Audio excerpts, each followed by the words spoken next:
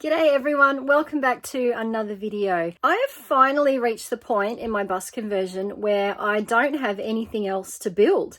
The inside is pretty much done, and aside from wiring up the lights and a couple of other small jobs, there really isn't much left to do. So I'm finally at the point where I can start doing all of the things to make the bus pretty inside and feel more homely.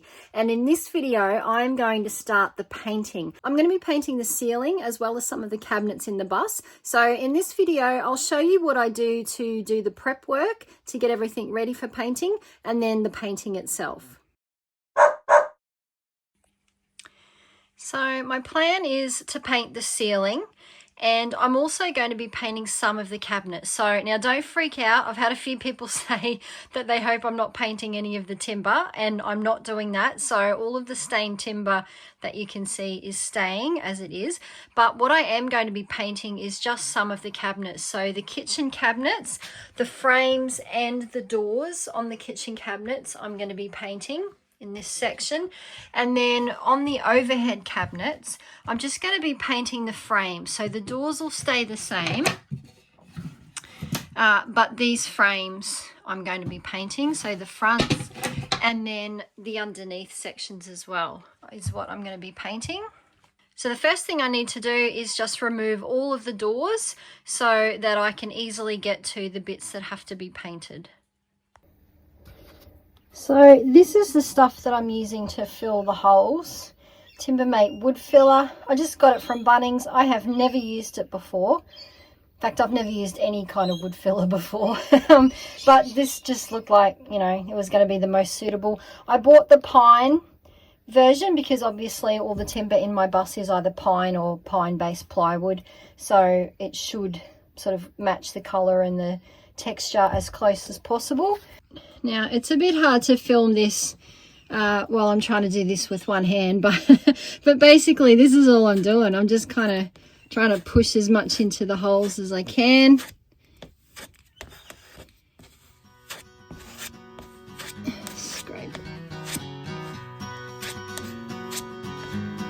Scrape it off like that. And then I'll come back later when this is dry and sand that smooth.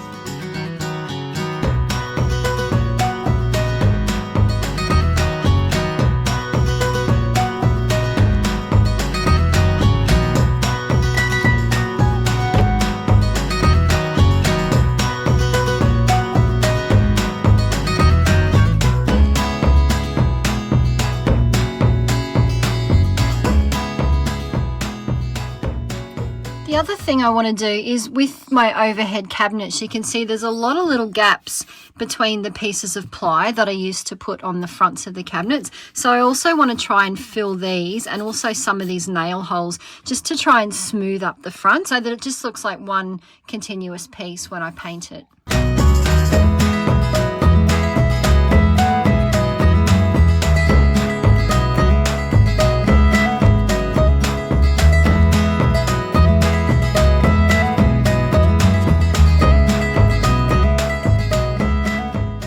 So I've covered up all the screw holes and other little defects as best I can. So I've done the whole ceiling, and I've also gone along and covered up like the nail holes and some of the joins in the overhead cabinets. Now it's not going to be perfect, but hopefully once this is dried, I'll come back and give it a sand. In some places I may need to do another layer of filler. I'll just wait and see what it looks like when it's dried and I've sanded it back. I've also gone along and done the underneath of the cabinets here because I had some screw holes and that in there, and I'll be painting under there as well. So I've done underneath the cabinets the whole way along on both sides. So I'm just going to let that all dry now.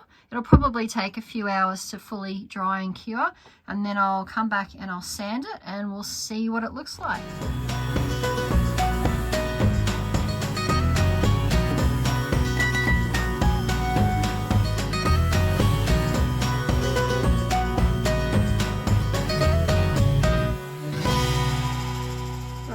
Well, I haven't even started the actual painting yet, and I've pretty much already decided that I hate it.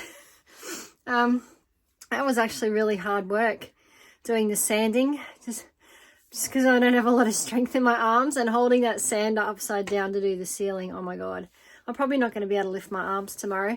But anyway, it's done. It's as good as I'm going to get it. I tried to get as much of the dust off as I could as well. So I swept it with a hand brush. I gave it a really good vacuum, tried to get in all the crevices. And then I gave it a good wash with just some clean water. I did that a couple of times just to try and get as much of the dust off as I can because I want it to be as dust-free as possible when I come to do the painting. All right, I have to say it does look a lot cleaner than it usually does in here. It's a constant battle fighting the dust in this bus. So what I'm going to do now is just go around, and any pieces of the wall cladding like this that I can take off at the top, I'll take off. Otherwise, I will mask up to protect them.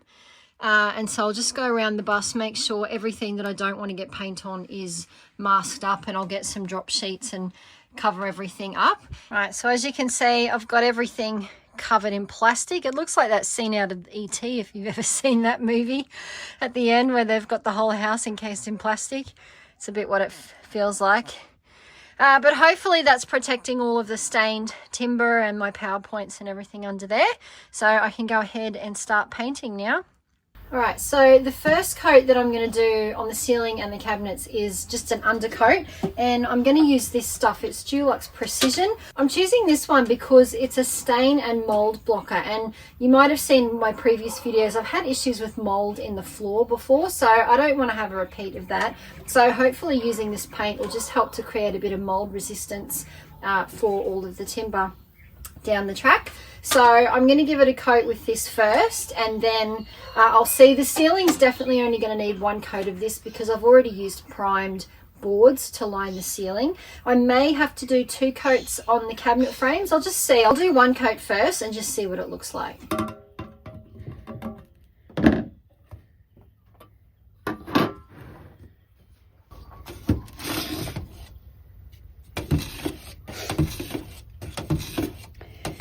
So this stuff actually still looks pretty good. I haven't used this since I made Pepper's bed, which was well over a year ago. And it's just been sitting in the tin in my little shack all this time. Pleased to see that it hasn't set or anything, so that's good. All right, so I have to caveat this entire video by saying I'm not a painter, and I've done very little painting in my life. And what I have done, I've kind of sucked at it. So this is not going to be a video like on how you should definitely paint your bus. Okay, this is just, I'm just showing how I do it. I have no idea what it's going to look like. It could end up turning out rubbish. I may have to redo it. But anyway, so just bear that in mind. So the first thing I'm going to do, because I've used these shiplap boards to line the ceiling, I've got these grooves. Which I'm obviously not going to be able to get into with the roller. So I'm just going to go along with the brush first and paint in all the grooves. And I'll probably go along and paint like in the crevices here as well. Places that I'm not really going to be able to get the roller. In fact, I'm thinking I may actually do the entire cabinets with the brush because there's just so many little nooks and crannies. So I'm going to do that first, and then when I've done all the grooves, then I can come along and do the rest of the ceiling with the roller. It's actually not that easy. They're fairly big grooves in this timber, so it's not that easy to get the brush all the way in there. So I'm not actually sure how this is going to go, to be honest. And because I'm painting white on white, it's really hard to see if it's going into the groove. Like I said, I've not done this before. Pretty sure I'm going to get a sore neck and shoulders doing this too. Have I said how much I don't like painting? I'm just trying to feather the edges of where I've been a bit too, so that there's less like line marks obvious, because this will be, you know, this will have started to dry by the time I get the roller on it, I think. So I just want to try and smooth it out as much as I can.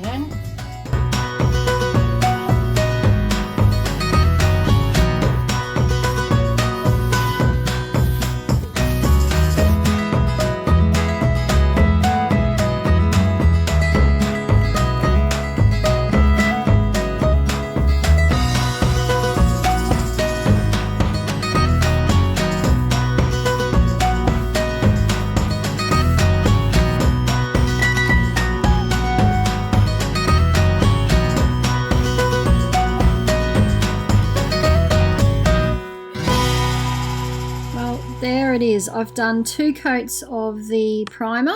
I actually put 2 coats on the ceiling as well as the cabinets just because I think it needed that extra coat to cover up the places where I'd filled in the holes. I'm pretty happy with how it's turned out. It certainly looks a lot brighter. Now this is very white because it's just the primer. The actual colour I'm going to be painting won't be quite as white. It'll be more of a cream. So now I'm just going to give everything a really light sand with some 120 grit sandpaper and then I'll be ready to do the top coat. Alright you guys, time has come to paint the top coat. I'm quite excited actually to see what the colour looks like. Hopefully I've chosen a good colour. I'm going with Dulux Wash and Wear. Now I've got this paint inside my little shack and it's actually really good. It cleans really easily if you splash something on it. It's fairly hard wearing, so I'm going to go with that in the bus as well. And the colour I've chosen is Dulux Spanish Cream. I'm going with quarter strength Spanish Cream. So it'll be like a nice creamy off-white sort of a colour. So hopefully it'll look nice. We'll find out. Oh, it looks so good. Just looks like cream, hey? I ditched the big brush that I was using yesterday and I've gone for a smaller one instead, which is just so much easier to get the paint up into the grooves and you don't make quite so much mess on either side.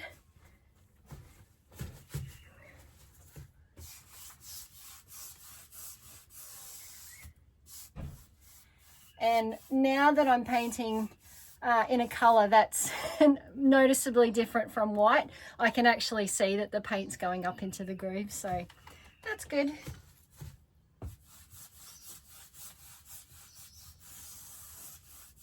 I'm using this little mini roller to do the inside of the cabinets just because it's a lot easier to get around in the tight space. These rollers are not as good quality as the normal size sort of rollers, and they tend to jam up a bit too on the handle, don't always roll nicely, but they do the job and it's a lot easier to get a neat finish on the inside of the cabinets with these little rollers compared to the normal size chunky ones.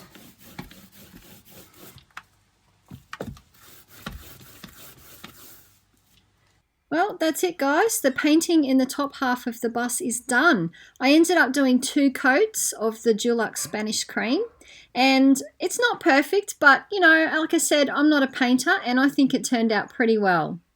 I'm especially happy with how the fronts of these cabinets turned out. You can still see the joins in a few places, but it's a lot cleaner and a lot smoother than it was before. So I'm looking forward to getting the doors back on these upper cabinets now so I can get a sense of what the finished look will be. I still need to paint the lower kitchen cabinets, but unfortunately that's going to have to wait at least a week because I'm back at work from tomorrow. So you'll have to wait till the next video for the final reveal.